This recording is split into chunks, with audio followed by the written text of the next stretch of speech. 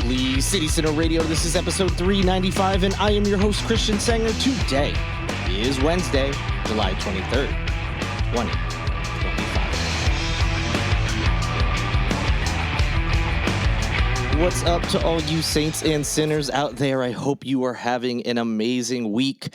I hope you're staying cool. It has been hot and humid. No surprise, it is July in Charleston, and there's been some scattered thunderstorms and rainstorms.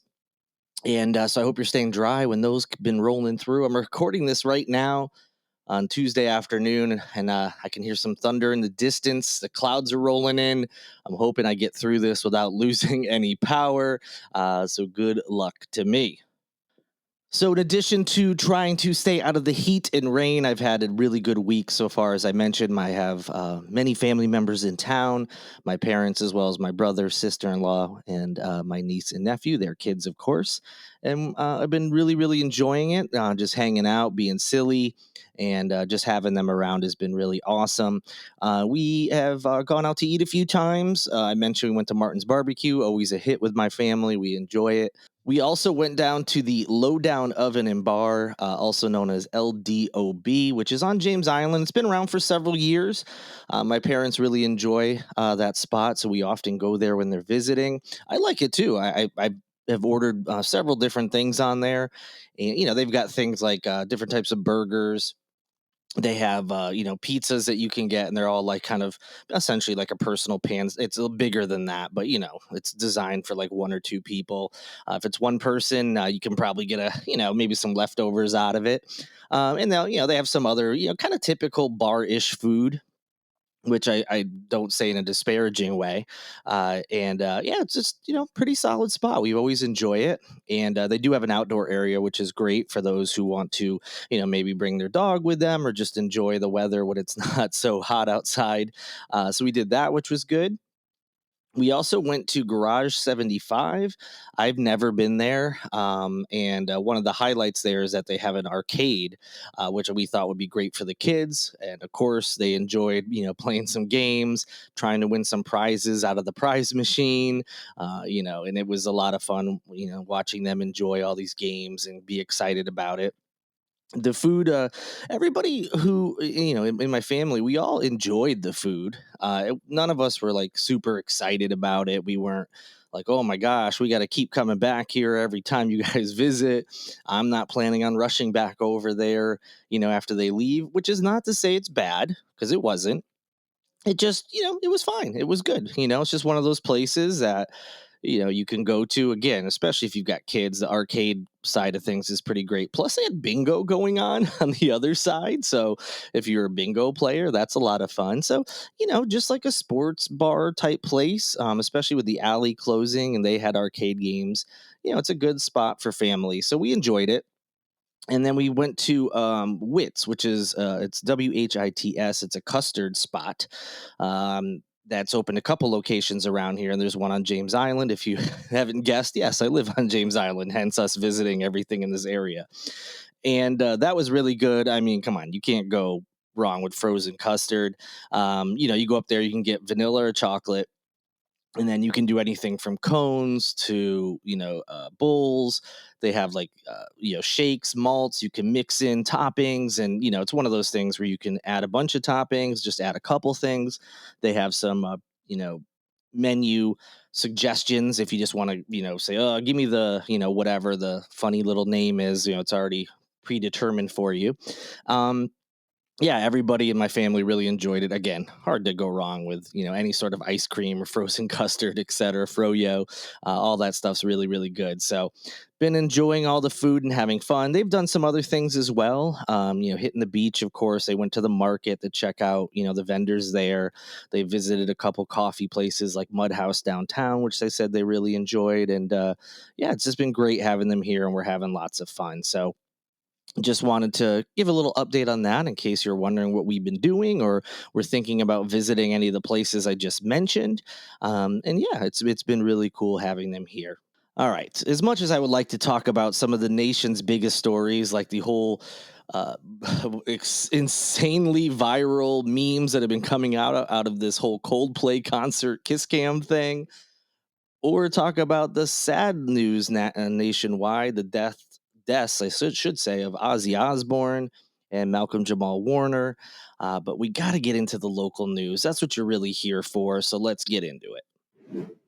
So, public broadcasting in South Carolina, which consists of SCETV, which is part of the public broadcasting system, it could lose up to $3.1 million due to the recently passed federal budget, which included cuts to all sorts of things. Including, you guessed it, public broadcasting. So, federal funding to the Corporation for Public Broadcasting has seen very drastic cuts. The good news here, though, is that the SETV network, which provides public radio and television broadcasts across the Palmetto State, say that they have diverse funding sources that should be able to keep them afloat and continuing to broadcast. Some of those funding sources include its endowment that they get from the General Assembly here in South Carolina. They also have some other streams, and it's allowed it to make what they call prudent decisions to protect SCETV's long term financial health. This is according to the Greenville News. So, no, it certainly isn't good news that they're going to lose up to $3.1 million. I mean, that's a good, huge chunk of change, especially for a public broadcasting corporation. But the good news is they've planned for this. They have made some decisions to ensure that if these, whatever the cuts may end up being officially, that they're going to be able to survive into the future. So, I don't know how many other public broadcasting systems across the country are going to survive these cuts, but thankfully here in South Carolina, it looks like it will be able to continue, and we shouldn't really see any huge difference. The race for South Carolina governor is starting to heat up, well, at least on the Republican side, as several people have joined the fray and have announced that they're running for governor. One of those people, of course, is South Carolina Attorney General Alan Wilson. He announced earlier this summer, and this week he secured some pretty important endorsements. He got endorsements from 22 of the state's 31 Republican sheriffs. And, that's a lot, obviously. That's a nice haul for him. And that means there's 9 sheriffs out there that either haven't made an endorsement yet, aren't going to make an endorsement, or perhaps endorse someone else. But that's a nice haul for him. And something that's probably pretty notable is that every sheriff in like the Low Country counties specifically that make up U.S. Representative Nancy Mace's first congressional district are included in that total. So that's places like Charleston, Berkeley, Dorchester, Beaufort, Colleton, and Jasper. So, yeah, that is we talked about this before because last month Wilson got endorsements from 3 of the sheriffs that I just mentioned previously. That was Charleston County Sheriff, Dorchester County Sheriff, and Berkeley County Sheriff. They are already endorsed him, and we talked about how, wow, Nancy Mace is talking about how she backs the blue and she backs, the police here in South Carolina and across the nation. And she's always bragging about how she helped the Charleston County Sheriff, whose name is Carl Ritchie, get elected because she called out the Democratic sheriff that was, previously in that role. And not only has Ritchie decided to endorse Wilson, but pretty much everybody in this area has done the same. Now, of course, it's important to note that Nancy Mace has not officially joined the race. It's one of the worst kept secrets in the state that she's going to announce at some point this summer, but she has not officially joined the race. So there's that, that could be said, well, hey, she's not in there yet. If they're going to make an endorsement, they can only endorse who's officially announced. Well, true. However, if they are like the rest of us in the state and they probably have better information than you and I do, they probably know Nancy Mace is going to announce. So if they wanted to endorse her, they would have held out. Like I mentioned, there are 9 Republican sheriffs in the state who have not endorsed Wilson, and that could be because they're waiting to see, who else is going to jump in the race. So it's got to be a punch to the gut for Mace because, again, everyone knows she's running, and all of these sheriffs are endorsing who would, be someone that she's going to have to go head to head with in a primary.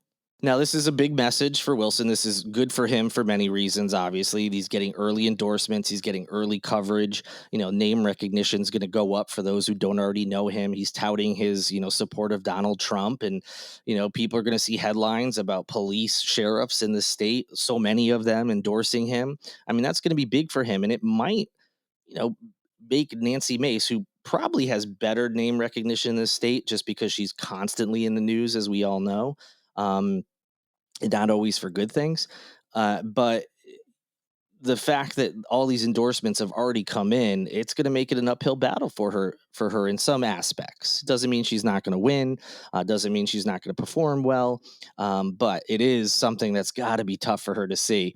And again, especially tough considering it's all the sheriffs in the district that she represents.